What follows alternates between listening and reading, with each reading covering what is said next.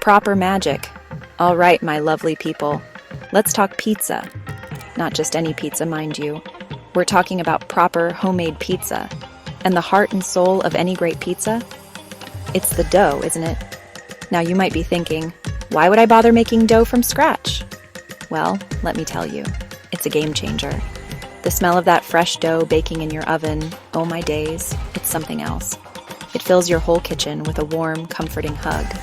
It's pure joy, that is. Honestly, making your own pizza dough is so much better than anything you can buy in a shop. Those pre-made bases, they just don't have the same love in them. When you make it yourself, you know exactly what's gone into it. No funny stuff, just simple, honest ingredients. And the taste, the texture, it's a world apart. Think crispy edges, a chewy middle, and that beautiful, slightly tangy flavor that only comes from a dough made with a bit of patience and care. It's truly special. And you know what? It's not even hard to do. Seriously. People get a bit scared of yeast and kneading, but it's dead easy once you know how. It's just a few simple steps, a bit of mixing, a bit of kneading, and a bit of waiting. We'll go through it all together, nice and slow. You'll be a pizza dough master before you know it, I promise you. It's a really satisfying thing to learn, proper rewarding. So roll up those sleeves, my friends. Get your apron on if you've got one. We're about to embark on a brilliant little culinary adventure. Think of the amazing pizzas you're going to create. Pizzas for sharing with your family, your mates. Pizzas that will make everyone go, wow, this is going to be fun, this is going to be delicious. Let's get stuck in and make some dough magic happen in your very own kitchen. Right then, first things first. Before we can start making our amazing pizza dough, we need to get all our bits and bobs together. Our ingredients. Don't you worry, there's nothing too fancy here. Just good, honest stuff that you can probably find in your local shop, no problem at all. We want quality, but we also want simple. That's the key to great home cooking, innit? Keeping it real. Okay, so for the star of the show, the flour. You'll want about 3 cups of strong bread flour. This stuff is brilliant because it's got more protein, which helps to make your pizza crust nice and chewy, just how we like it. If you can't find bread flour, don't panic.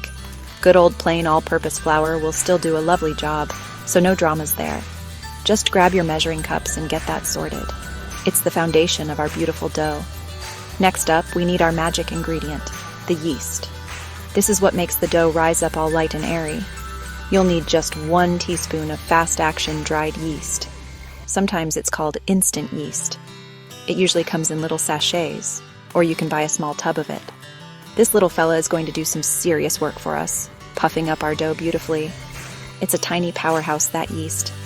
And then, just a few more bits to bring it all together. You'll need about 1 teaspoon of fine sea salt. Salt is super important for flavor, so don't skip it. Also, a good glug of lovely extra virgin olive oil, say 1 to 2 tablespoons. This adds a bit of flavor and helps make the dough nice and soft. And finally, about 1 cup of warm water. Not hot, not cold, just nicely warm, like a baby's bath. Easy peasy, right? Okay, team, got all your ingredients lined up? Fantastic. Now it's time for the really fun bit. Actually starting to make our pizza dough. This is where the magic begins to happen, transforming those simple bits into something truly special. So grab yourself a nice big mixing bowl. The bigger the better, really, as it gives you plenty of room to work and stops flour from flying everywhere. A clean surface is key too. Right, into that big bowl, tip your 3 cups of flour. Lovely. Now using your fingers or the back of a spoon, make a little dip, a well, right in the middle of the flour. Imagine you're making a little volcano, that sort of shape. This is where we're going to pour our wet ingredients. It just helps to bring everything together nice and gently without making a huge mess straight away.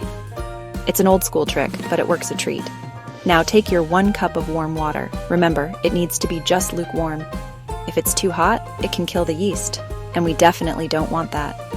If it's too cold, the yeast won't wake up properly.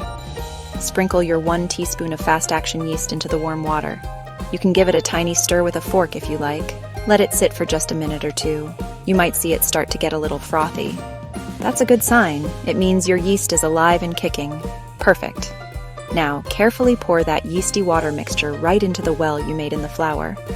Then add your 1 teaspoon of salt, but try to sprinkle it around the edges of the flour, not directly onto the yeast mixture straight away.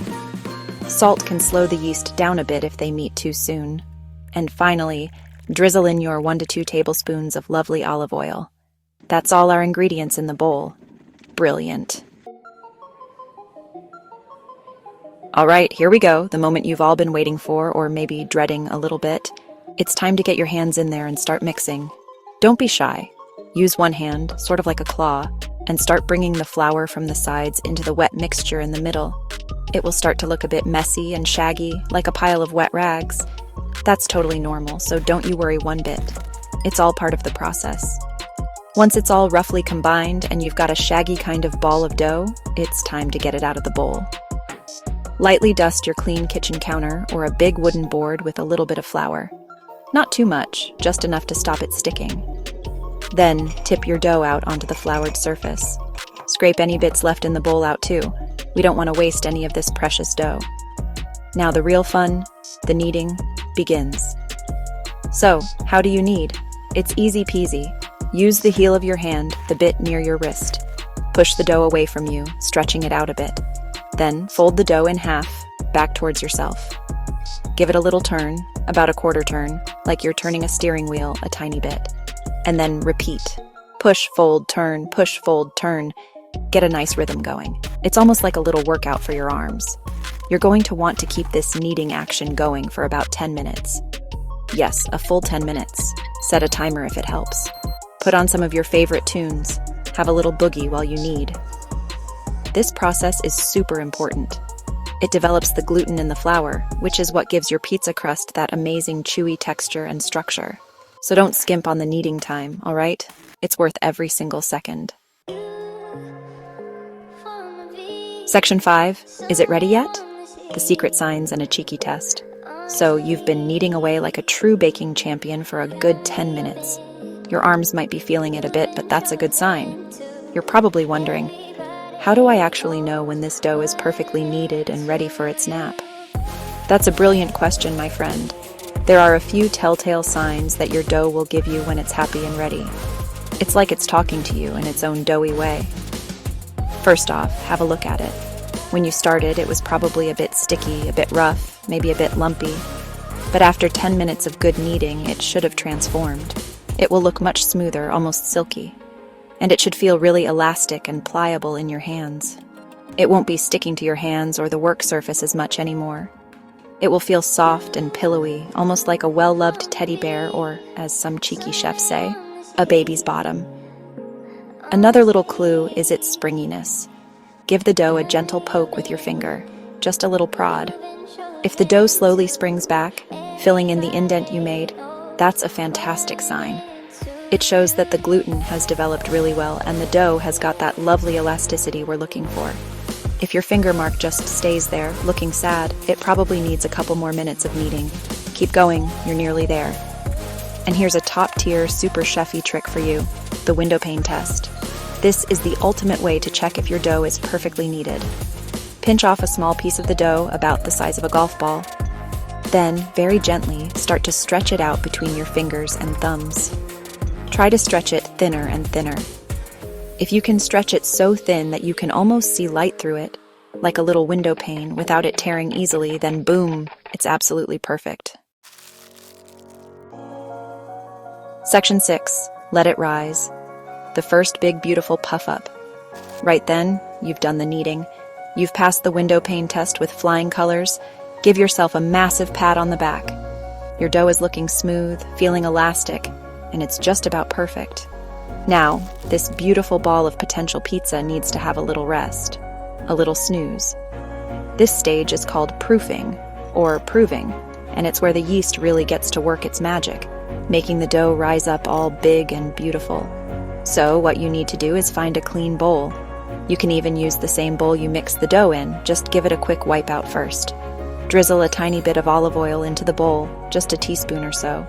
Then, use your fingers or a pastry brush to lightly coat the inside of the bowl with the oil. This is really important because it stops the dough from sticking to the bowl as it rises, and it also stops the surface of the dough from drying out and forming a crust. Now take your lovely ball of kneaded dough and pop it into the oiled bowl. Turn it over once, gently, so that the top surface of the dough gets a light coating of oil as well. This gives it double protection against drying out. Perfect. Next, you need to cover the bowl. Cling film, or plastic wrap as some folks call it, works a treat. Stretch it tightly over the top of the bowl, or a clean, slightly damp tea towel draped over the bowl will also do the job just fine. Once it's covered, you need to find a nice, warm, cozy spot for your dough to have its nap. Yeast loves warmth. It helps it to work faster. So, a sunny spot on the kitchen counter, but not in direct, scorching sunlight. Near a radiator, but not too close. Or even in the oven with just the light on can work. The main thing is to keep it away from any cold drafts. Now leave it be for about an hour or maybe an hour and a half. It should double in size. Section 7. The knockback and second snooze. Building up that flavor. Okay, has it been about an hour or so? Go and have a little peek at your dough. Wow, look at that. If everything's gone to plan, your dough should have magically puffed up. It should be at least double its original size, looking all round and full of air. Isn't that amazing? That's the yeast working its wonders, creating lots of tiny gas bubbles inside the dough. It should feel soft and pillowy if you give the cling film a gentle poke. Success. Now, for a bit of fun and a very important step. It's time to knock back the dough, or punch it down as some people say. Gently peel back the cling film or remove the tea towel. Then make a fist with your hand and gently but firmly push your fist right into the center of the puffed up dough. Whoosh! You'll hear the air escape and the dough will deflate. It's surprisingly satisfying to do. Don't be too aggressive, just a gentle punch is all it needs. This knocking back isn't just for a bit of a laugh though. It actually serves a really important purpose. It releases the large air bubbles that have formed, which helps to create a finer, more even texture in your final pizza crust. It also redistributes the yeast and the sugars in the dough, giving the yeast a fresh burst of food. This helps to develop even more flavor as it gets ready for its next stage. It's all clever stuff, this baking business. Now, you have a choice. If you're in a bit of a hurry, you technically use the dough now. But if you've got a little more time up your sleeve, I highly recommend giving it a second, shorter rise. This really helps to develop an even deeper, more complex flavor in your pizza base. Just cover the bowl again, pop it back in its warm spot, and let it rest for another 30 minutes to an hour. This little extra patience makes a world of difference, trust me. Section 8. Shaping your base. Nearly pizza time, you legends. All right, pizza legends, the moment of truth is fast approaching. Your dough has had its first rise, it's been knocked back, and maybe it's even had a lovely second little snooze. It should be looking absolutely beautiful now, full of potential and smelling faintly yeasty and delicious. You are so incredibly close to having fresh, hot, homemade pizza, I can almost taste it. This is the exciting part where it really starts to look like a pizza. So gently tip your beautifully risen dough out of the bowl and onto a lightly floured work surface. Just a little sprinkle of flour is all you need to stop it from sticking.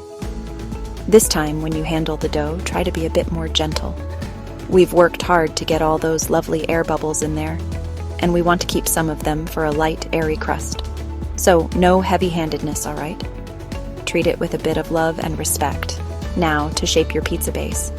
You can use your fingertips to gently press and stretch the dough outwards from the center. Work in a circle, gradually coaxing it into a round shape. Or, if you prefer a thinner, more uniform base, you can use a rolling pin. Lightly flour the rolling pin too. Start from the middle and roll outwards, turning the dough a quarter turn each time to keep it nice and round. Don't worry if it's not perfectly circular. Rustic is good. Keep going until your pizza base is the size and thickness you like. Some people love a super thin and crispy crust. Others prefer it a bit thicker and chewier. It's your pizza, so you make the rules. Aim for about a 10 to 12 inch circle for this amount of dough. Once it's shaped, carefully transfer it to a lightly floured baking tray, a pizza peel if you have one, or directly onto a preheated pizza stone. Looking good, superstar. Section 9. You've absolutely smashed it. Get topping and get baking. Just take a moment. Stand back and admire your handiwork. Look at that beautiful, perfectly formed pizza base made entirely by you from scratch. You took simple flour, water, yeast, and a bit of know-how. and you've created something amazing. Give yourself a proper, massive pat on the back. You absolutely deserve it. Making your own dough is a brilliant skill, and you've totally smashed it. Well done, you. This is proper cooking. Now, for arguably the best part of the entire pizza-making journey, the toppings. This is where you can let your creativity run wild. What's it going to be? A classic, beautiful margarita with San Marzano tomatoes, creamy mozzarella, fresh basil, and a drizzle of olive oil? Or perhaps you're feeling a bit more adventurous. Spicy pepperoni, roasted veggies, maybe some lovely prosciutto and rocket once it's cooked. The world is your oyster, or rather, your pizza. One little tip from me, don't go too crazy and overload your pizza with toppings. If you pile it too high, the base might get soggy, and it won't cook as evenly. Sometimes, simple is best. Let those beautiful, fresh ingredients shine. And make sure your oven is preheated and screaming hot. Pizza loves intense heat. As hot as your oven will go, usually around 220 to 240 degrees Celsius. That's about 425 to 475 degrees Fahrenheit. This helps to get that lovely, crispy crust. Slide your masterpiece into the preheated oven. Bake it for around 10 to 15 minutes, depending on your oven and how thick your crust is. Keep an eye on it. You're looking for a golden brown crust, bubbling cheese, and an aroma that will make your tummy rumble with excitement. The smell that will fill your kitchen? Oh, it's just pure, unadulterated joy. So there you have it, folks. Homemade pizza dough, totally demystified. It's easy peasy when you know how, isn't it? Just needs a bit of time and a bit of love. Now go on, get baking, and enjoy every single delicious bite. You'll never look back, I promise you. Lovely jubbly.